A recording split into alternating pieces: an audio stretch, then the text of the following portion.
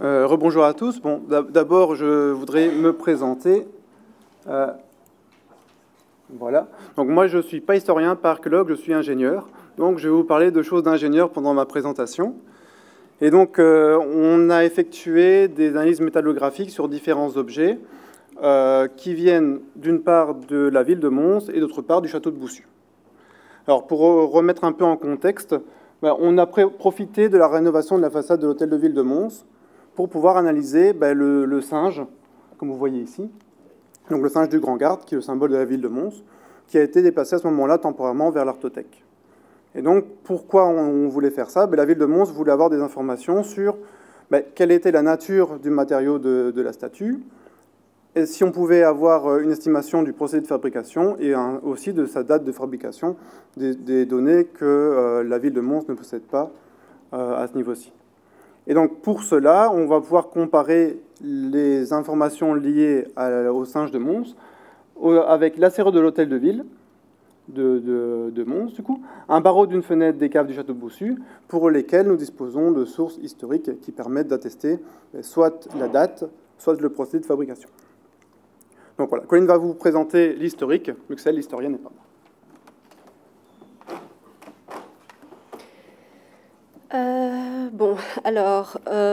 Donc comme Alex vous l'a dit, pour comparer les analyses du singe, on a utilisé la serrure de l'hôtel de ville, qui est pour le moment sur la Grand Place, sur la porte de l'hôtel de ville, mais aussi un barreau de fenêtre qui vient du château de Boussu et qui est issu des fouilles, des dernières fouilles archéologiques qui ont eu lieu sur le site. Alors, le château de Boussu, ça fait un moment qu'il n'a plus été présenté, donc je me permets une petite piqûre de rappel.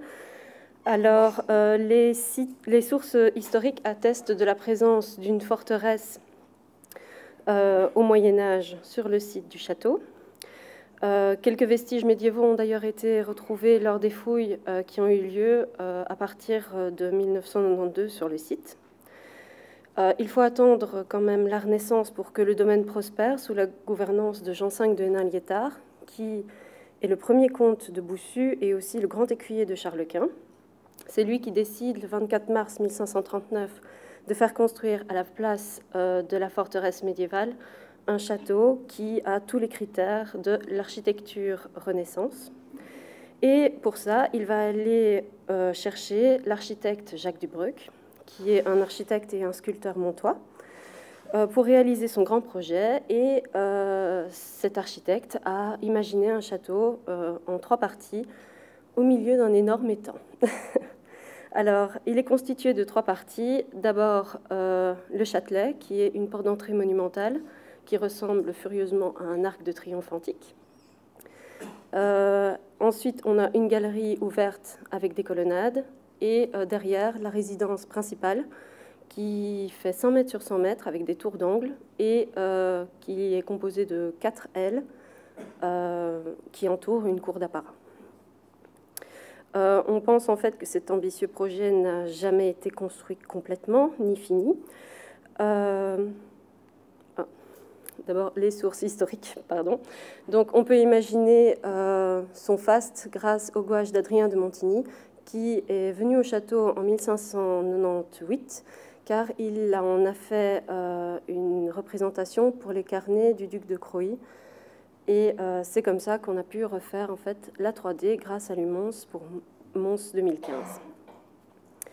Donc le château, il a subi les aléas du temps, il n'a peut-être jamais été complètement fini.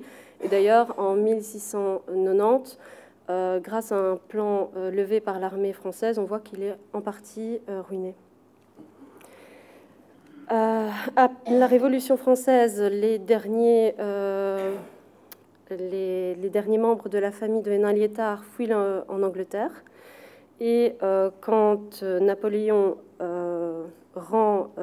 restaure les biens de la noblesse en 1810, c'est Maurice Riquet de Caraman qui hérite du domaine.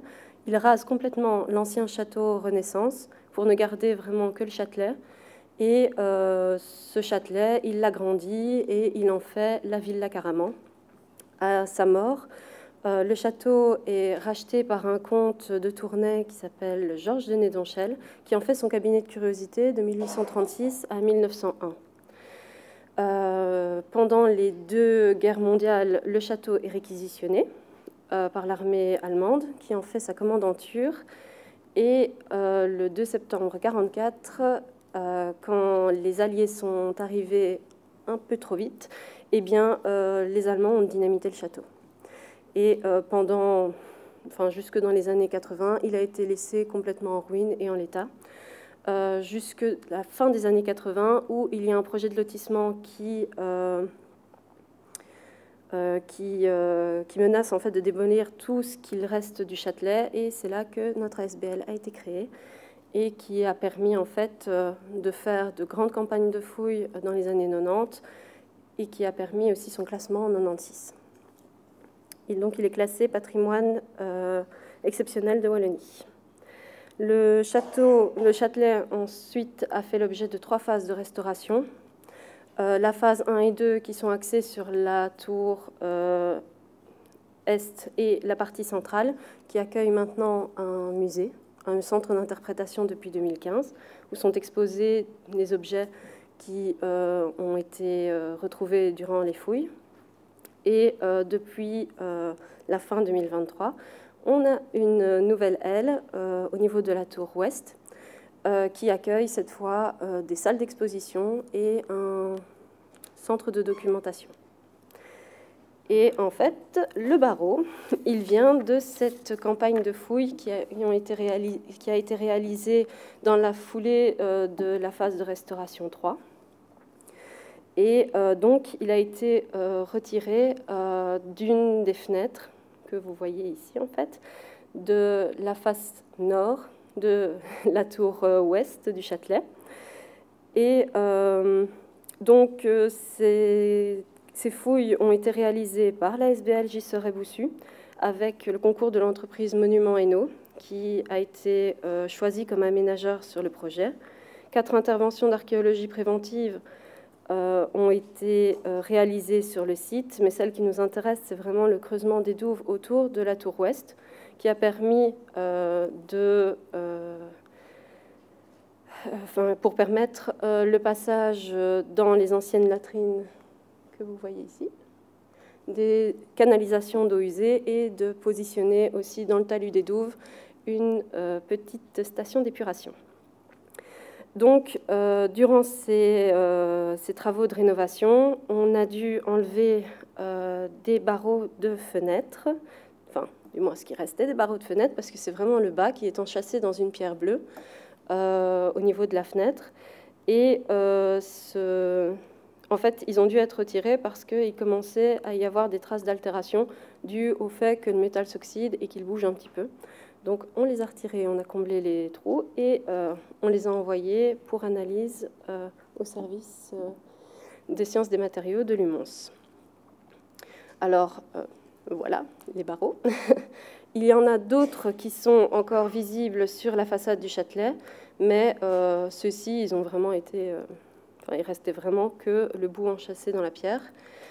Et voilà, comme ils sont enchâssés dans le seuil de fenêtre et qu'on n'a pas vu du tout de traces de remaniement de la façade à ce niveau-là, on peut, sans vraiment trop s'avancer, dire qu'ils sont d'origine, donc du XVIe siècle.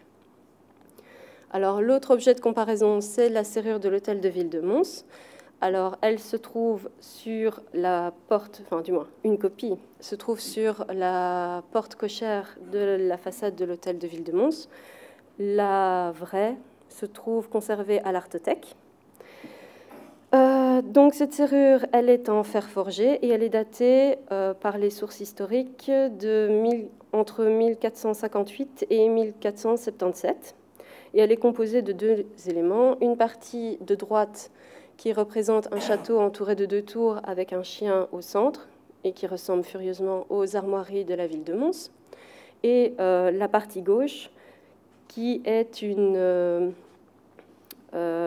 plaque en métal, oui, qui est une plaque sur laquelle qui est très ajourée et qui ressemble à un fenestrage de type gothique et sur lequel s'actionne en fait un heurtoir. Ce heurtoir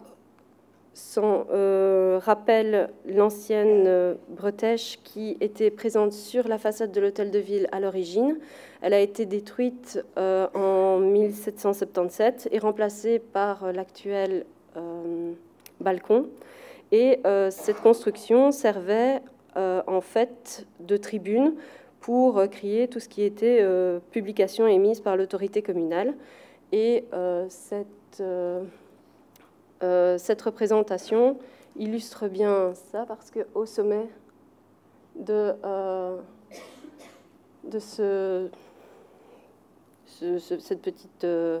cette petite construction, on voit un héros qui, justement, illustre cette tradition de crier les lois et d'avertir la population. À l'extrémité inférieure du heurtoir, on a ici, une figure de dragon. Il y en a qui pourraient penser que ça rappelle la ducasse rituelle, mais en fait non, pas du tout. C'est juste que ça fait partie du bestiaire des illustrations médiévales. Donc voilà, c'était juste que c'était bien. Alors, pour le reste, je vais laisser Alex vous parler des analyses, beaucoup mieux que moi. Donc voilà, donc pour les analyses, on a dû faire des prélèvements d'échantillons, alors en accord avec les personnes responsables des objets, bien sûr. Donc pour le singe, nous avons découpé une petite partie à ce niveau-ci, au niveau du socle, que nous avons enrobé en résine et poli afin de permettre d'évaluer la microstructure. Pour la serrure de l'hôtel de ville, nous avons prélevé 2 échantillons, un ici et un ici, dans cette partie-là, donc aussi enrobé et poli, afin de pouvoir analyser plus en détail les microstructures. Et enfin, pour le barreau, nous avons coupé ici de manière perpendiculaire au barreau et aussi enrobé et poli l'échantillon. Donc ça, afin de pouvoir analyser ça en microscopie optique et électronique à balayage. Ces méthodes, malheureusement, ne permettent pas de doser le carbone, qui est un élément qui est vraiment important. Donc, pour permettre de doser le carbone dans les aciers, nous avons dû prélever des copeaux. Alors, pour ça, nous avons fait un petit trou à l'arrière du singe, ainsi qu'à ce niveau-ci de la serrure et à ce niveau-ci au niveau du barreau. Donc, ça permet de prélever des copeaux de matériaux afin d'analyser ça en combustion et donc déterminer la teneur en carbone des échantillons. Alors, ensuite, nous avons aussi fait des mesures de masse volumique au niveau du singe pour déterminer exactement ses propriétés, et aussi des mesures de phase, donc par diffraction de rayons X. Alors, avant d'aller directement dans les résultats, j'ai envie de donner un petit peu de théorie quand même sur la métallurgie. Donc, si vous avez ici un diagramme de phase fer-carbone, donc on représente la teneur en carbone en fonction de la température, il y a différentes phases qui apparaissent, mais le plus important, c'est la distinction entre un acier et une fonte. Alors, vous avez ici la ligne bleue, qui a environ 2% de carbone, qui va vraiment délimiter est-ce qu'on est un acier. Donc si on est plus petit que 2% de carbone, on va être un acier. Si on est plus grand, on sera une fonte. Et les structures qu'on va trouver à l'équilibre vont bien sûr dépendre de la teneur en carbone. Donc un exemple, si on a une teneur en carbone qui est inférieure à 0,02, on va avoir ce type de structure avec majoritairement de la ferrite alpha. Donc c'est juste du fer, on peut appeler ça du fer pur, qui peut bien sûr contenir quelques impuretés. Et la cémentite tertiaire que vous trouvez là, ça va se trouver au joint de grain.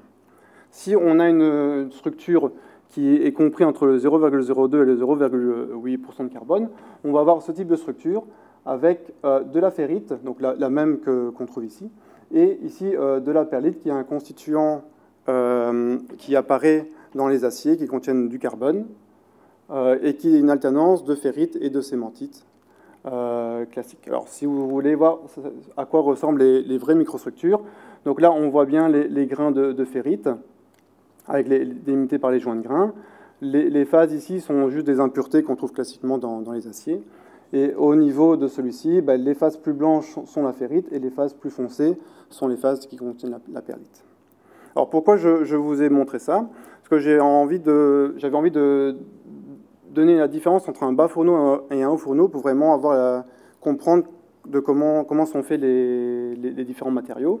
Donc, au niveau des bas fourneaux, on va avoir une réduction directe des minerais de fer sans passage à l'état liquide.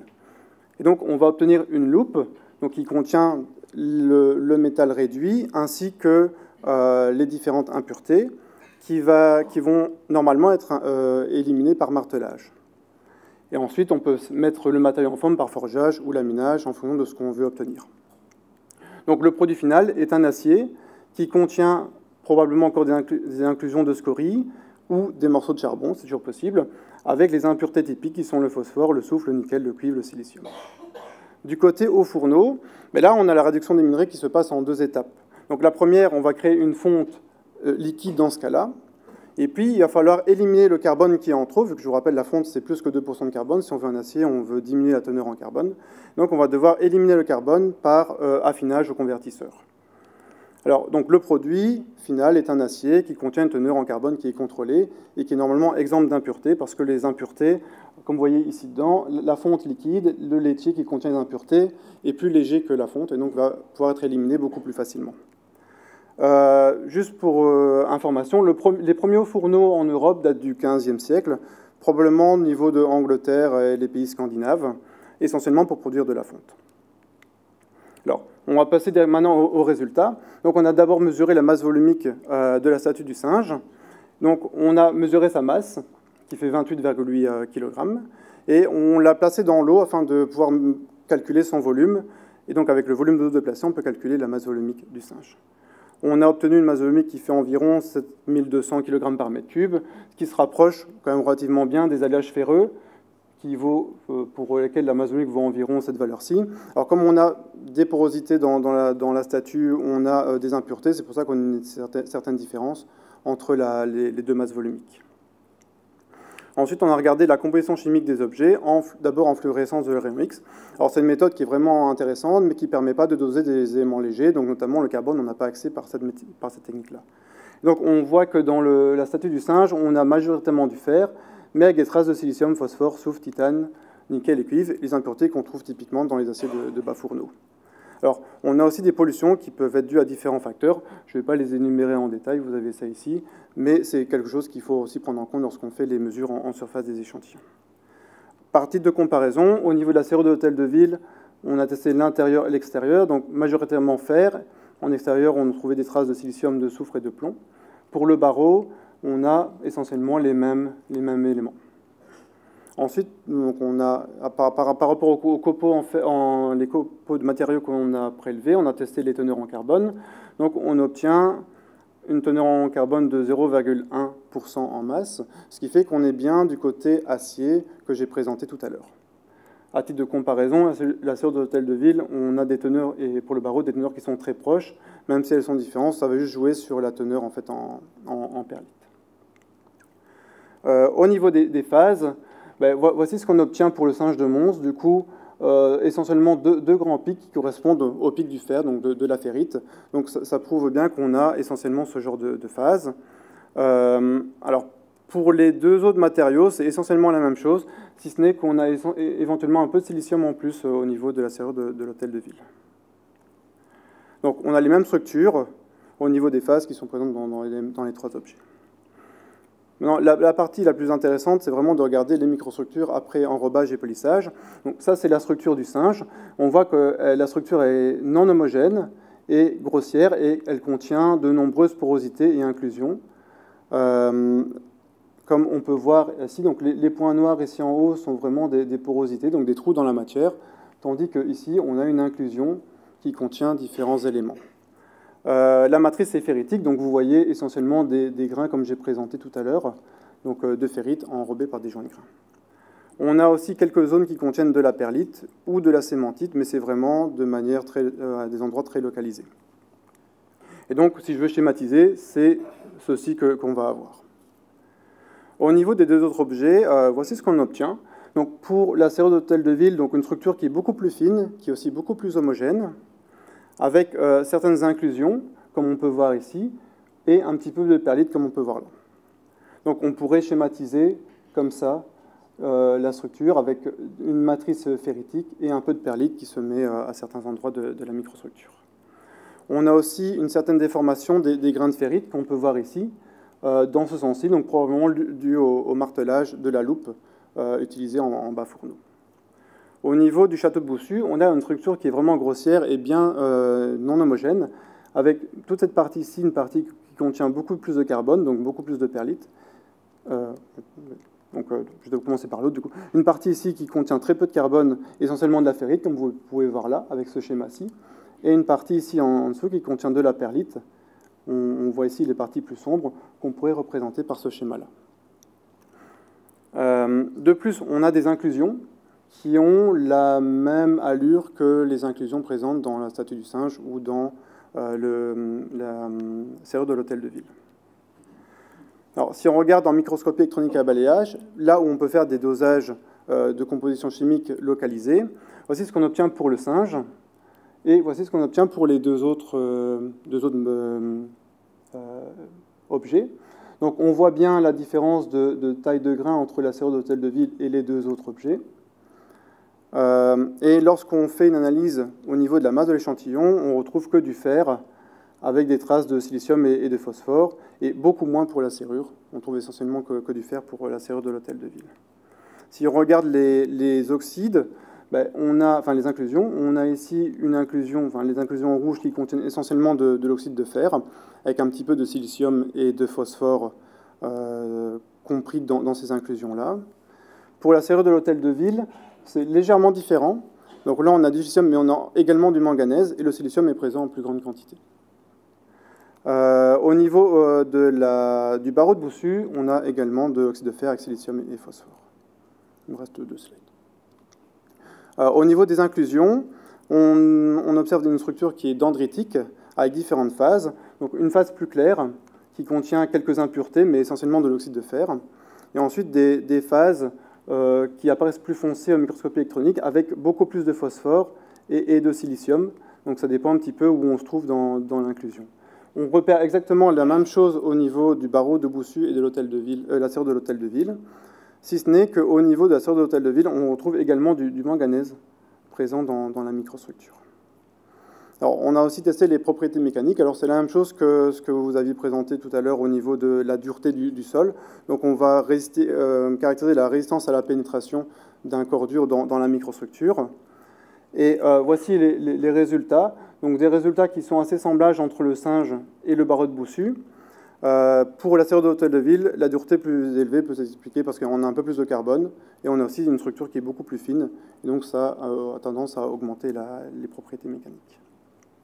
Alors, comme conclusion, donc on a réussi, grâce à ça, à déterminer la nature du singe et à comprendre le procédé de fabrication de la statue, par comparaison avec les deux autres objets.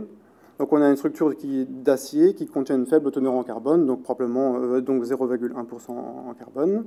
On a les inclusions de Lecce qui permettent de comprendre qu'on a un acier qui a été obtenu par bas fourneau, grâce à l'oxyde de fer et le silicium comme éléments principaux. Alors, la dernière question, c'est est-ce qu'on peut donner une estimation de sa date de fabrication? Alors ça, c'est beaucoup plus compliqué parce qu'on n'a vraiment pas assez de données historiques.